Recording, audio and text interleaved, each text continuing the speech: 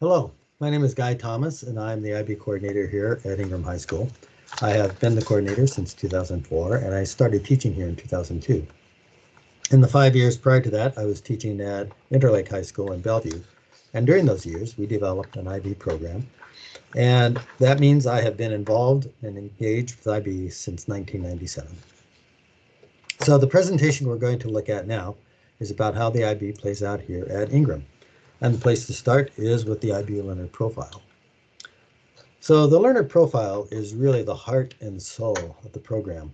And we certainly do not expect our students to arrive with all of these attributes in place, fully developed, ready to go. As teachers and learning ourselves, we're well aware of our deficits when it comes to the learner profile. So with guidance and examples and their maturing over the 2 years of the program, students will improve on these skills and attributes. They will carry them on into college, and hopefully they will carry them beyond that. The IB is known best as a strong college prep program. Often it's considered the gold standard of that. But we are also aiming for the development of well-rounded individuals with a global perspective. And given the times we are living in, I think this third point about the compassion for others and respect for different points of view is taking a much more significant role in our mission than what it has been. Now, there's a misimpression about the IB, and it is that if you're in the IB, you have to do the full program, the full diploma, and that's not the case. Students can engage with the IB at several levels, so they may take one or more IB classes, but not sit for any exams. Up from there, they may be enrolled in IB courses, but will select a few exams of interest to them, or maybe it's a really strong subject that they have, or it could be that they need it as a prerequisite for going into college. And finally, students will be doing the IB program, the diploma program, and that will involve taking 6 subjects as well as completing the core, which is a theory of knowledge course, a service learning component, and the extended essay.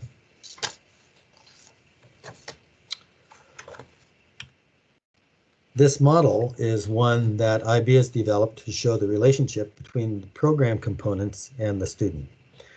And one of the aspects I want to point out is the depth and breadth of the curriculum.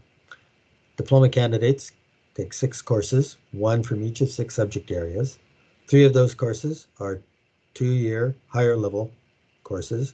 The other 3 subjects, for the most part, are 1 year, and those are standard level courses. We refer to them as HL and SL. The assessments for these subjects are tailored to the nature of the subjects, and there are 3 or 4 assessments for every subject. So the result is that students have a number of ways to demonstrate their knowledge and their learning. Now this shows the 6 subject areas in IB and the courses within those subjects that Ingraham offers.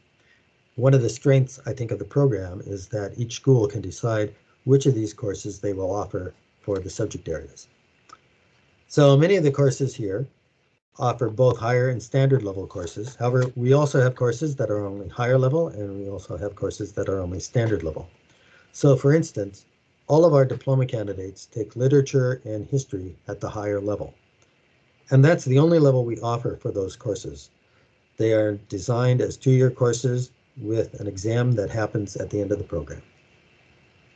Other courses, such as environmental systems and societies, or computer science, or economics, we only offer at the standard level. Those are 1-year courses. Most of the other courses, such as biology, psychology, the languages, have an SL course, but it is also the first year of the HL course. So in a biology SL class, there will be some students that are testing at the SL level at the end of the year, and they will be done with biology. But they may have a table mate who is not testing at the end of the year and has signed up to do a 2nd year biology, and that will lead to the HL exam. Now the core is a unique feature to this program, and it has 3 components: theory of knowledge, which is the only class that all IB candidates will take worldwide. And there's creativity, activity, and service, and this is more or less of a service learning component. And then there's the extended essay, which is an opportunity to do a deep dive into a subject of their own interest. So a little more on theory of knowledge. This was a course that I taught for many years, and it was the highlight of my instructional day. The basic question that TOK asks is, how can we know anything? And then to answer that question, along with other questions related to the nature of knowledge, students would explore areas of knowledge, the different areas of knowledge, as well as ways of knowing. And especially they will explore the intersection of the ways of knowing and the areas of knowledge. Now, they also need to keep their exploration of these topics grounded in real-life situations. Creativity, activity, and service is learning outside of the classroom as well as inside of the classroom. Students engage in activities that relate to one or more of those three categories, but over the course of 2 years, they do need to do some sort of activity in each of those categories. So creativity is largely covered by the arts, and students can use courses in the arts as long as it's not part of their diploma program. So band, orchestra, choir, theater, art classes can meet that requirement. Activity is being physically active, and this can include sports in and out of school. They do not need to be in an organized program. There are activities they can be easily done as an individual. And then there is service, and that involves interpersonal interaction where there's an opportunity to grow and develop, not only in the part of the candidate, but on who they're working with.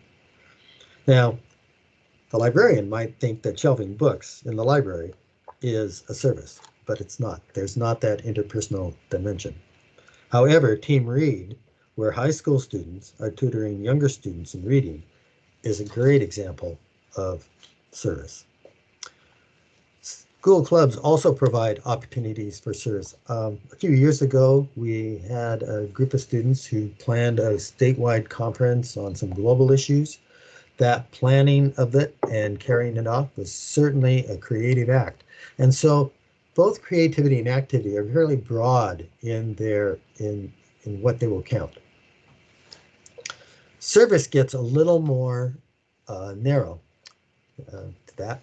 And for that, again, students need to be engaged in some sort of activity that involves working with others.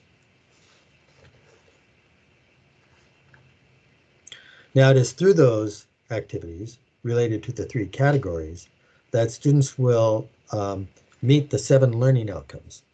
And we're not too concerned about how the number of hours that they're doing. What we're interested in seeing is that they have met each of the 7 learning outcomes. And they demonstrate that by submitting reflections on their experience that is related to 1 or 2 of those outcomes. They do that online through an online service that we have to help manage the IB program. Finally, there's the extended essay, and this is probably the greatest obstacle that there is during the diploma worldwide. I think here at Ingram, we've managed to escape from that particular trap. So the topic is chosen by the student, and it's written in one of the subjects that IB offers. We start this at early in the second semester, and it carries on through the summer and to the first part of the next year. So students are advised an advisor who will help them develop questions and guide them in their research, developing their research plan. Ideally, all of that will happen before the end of the year so that students will have the summer to write a draft. In the fall, they will bring that back to their advisor. They'll provide a comment on it, and by October, the final draft should be done. And so here are some examples of the extended essay that have been done over the past few years.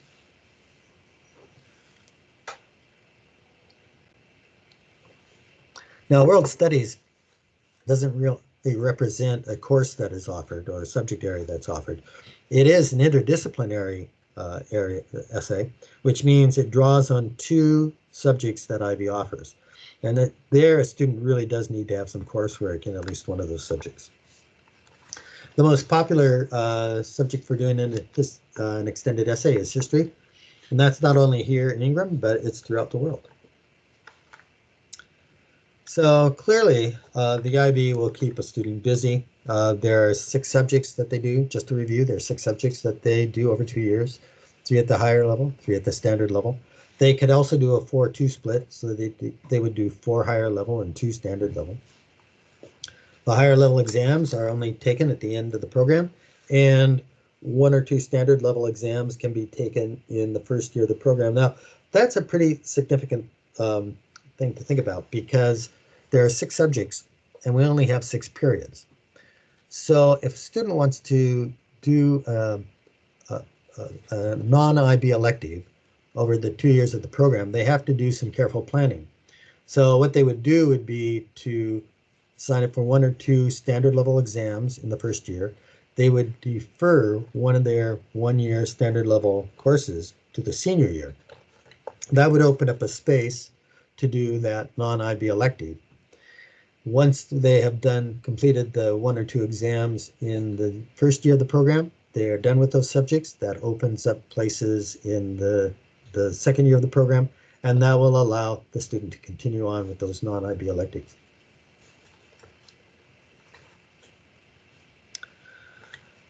Let's see, here we go. And then, of course, there's the core that needs to be completed. And all of those things go across both years of the program. So both the extended essay and TOK start in the second year, or the second semester of the first year, and they end up in the first semester of the second year.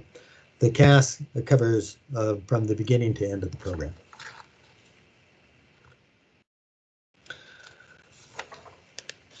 Well, as with any sort of college prep program, assessment plays a major role, and the IB assessments are more robust than other programs.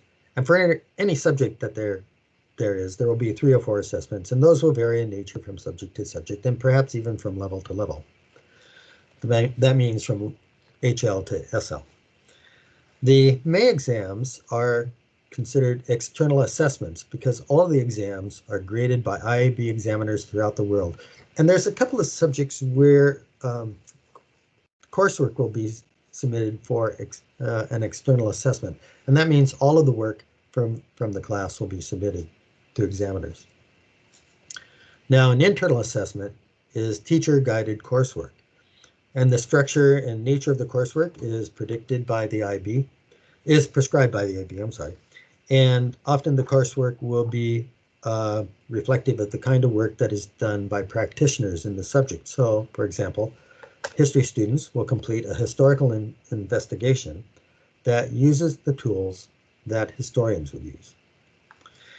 The teacher will grade internal assessments based on the criteria, and the scores will be sent to IB. And based on those scores, the IB will ask for a sample of work. The examiners will determine if the teacher has accurately applied the criteria, and if so, the grades for everybody in the class stays put. But if the teacher has not applied the criteria correctly, then the grades will be adjusted. And it may be that the teacher has been maybe too hard on the higher level and too easy on the lower level, lower scores, and so they will adjust accordingly to make sure that the students are being graded appropriately on the criteria. Taking a look just at a quick comparison of AP and IB exams, and this is a very generalized thing. The weights given, for instance, to the various components in the IB scheme can vary a bit between subjects as well as levels. The multiple choice exams, which are more common in the AP, are not very common in the IB. They only show up in the sciences. So moving away from assessments, I want to take a look at how students develop an international mindedness or a global perspective. And some of that comes partly through the content that IB prescribes through curriculum and through curricular decisions that are made by teachers and also by choices students make. So for instance, in their extended essay topic. But another place where this is developed is through clubs at Ingraham. And they play a significant role in helping students develop these perspectives. And you can see the range of clubs that are available. There are other clubs that will focus on social justice issues that are often linked to international conditions also. So there's a wide range of activities that students can involve themselves in. So why do the IB? Certainly there are many benefits to the program that are relevant to the development of the individual. For myself as a parent who had two daughters go through the program, it was the study and time management skills that was so critical for them. When they left for college, I had no doubts of their ability to handle the work. And I was really pleased that experience really paved the way for them to be very successful at college. There are other sort of benefits that come from doing the diploma. Certainly there's that in terms of developing a well-rounded person with a global perspective, but it's also a great preparation for university. Colleges, and depending on the policy of colleges, they may be able to offer, course credit or waivers or advanced standing. In Washington State, public colleges and universities are required to recognize scores of 4 or higher in any IB course. And students not only do well at the university and college, but also beyond that, they do very well. So this slide just gives you a sense about where students need to be at the start of the junior year or the end of the sophomore year. And especially that might be true about math. Most of our students don't have any problem with that. But in order to be in an IB math course within the 2 years of the program, at a minimum, they need to complete geometry by the sophomore year, or at the end of the sophomore year. If a student has not taken one of our 3 languages before they come to Ingram, then they do need to get right away into a level 1 language. And because we test at the standard level at level 4. So if a student starts out at level 1 as a freshman, they'll be able to test as a senior. And then if a student is considering one of the visual arts or IB film or computer science, there are some courses they should take ahead of that. And that would be an important thing to see if they could work that into the 9th and 10th grade also.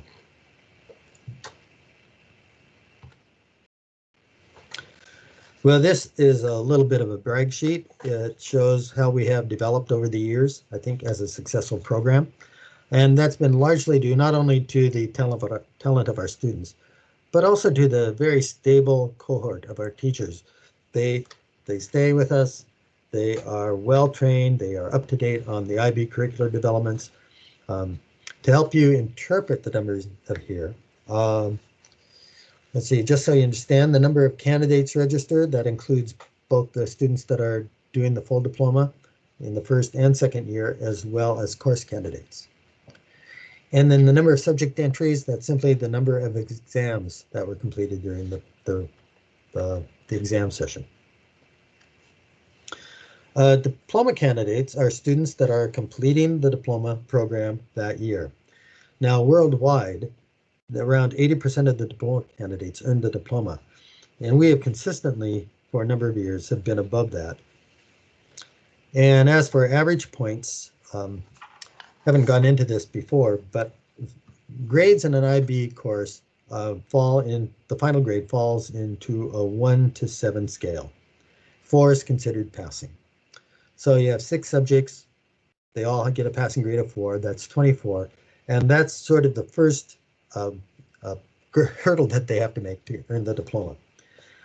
Now, if you have 6 subjects and 7 points available for each subject, that's 42 points that are available. There's also 3 extra points that could be added, up to 3 extra points could be added, based on the work they have done in theory of knowledge and their extended essay.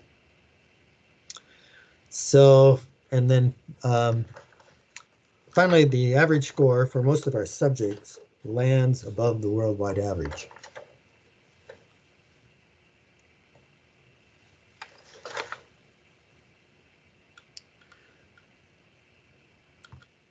So just in case you want to know how to get to Ingram, if you're interested in doing that, first you need to enroll with the district. Even if a student has been within the uh, public school prior to this year, if they have not been in a public school, then you need to enroll with the district.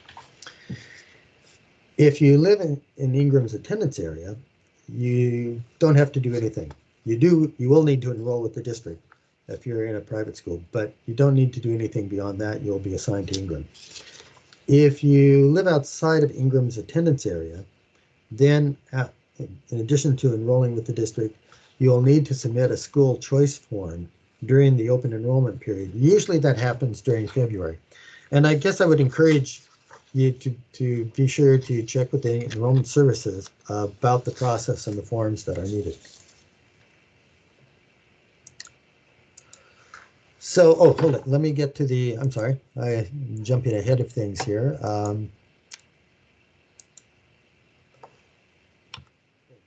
So if you have questions or would like to talk to us, there is my office number there.